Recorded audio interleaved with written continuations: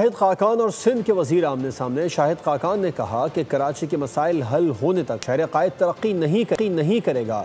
کراچی نے ترقی نہ کی تو پاکستان ترقی نہیں کر سکتا ہے۔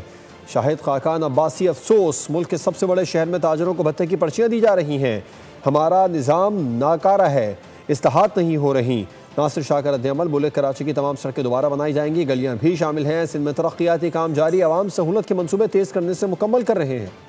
کیا کراچی کے عوام کو پانی مل رہا ہے؟ کیا سڑکیں یہاں پر ہیں؟ کیا ہم غریب آدمی کے گھر پانی نہیں پہنچا سکتے؟ کہ نہ آج روزگار کے مواقع ہیں، نہ کاروبار کے مواقع ہیں۔ کراچی کو اس کا حق ملنا چاہیے، کراچی کے مسائل حل ہونے چاہیے۔ جتنی بھی یہاں کی سڑکیں ہیں، خاص طور پر پورے شہر کی بڑی سڑکوں کے ساتھ جو اندر شہر کی کنیکٹڈ جو روڈ ہیں، گلیاں ہیں، وہاں پہ ان کو ہم نے فوکس کیا ہے۔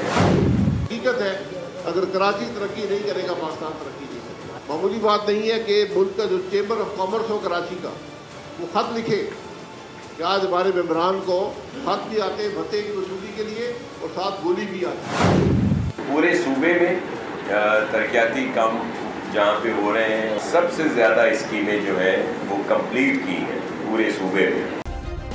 سبسکرائب کریں اور بیل دبائیں تاکہ کوئی خبر رہ نہ جائے۔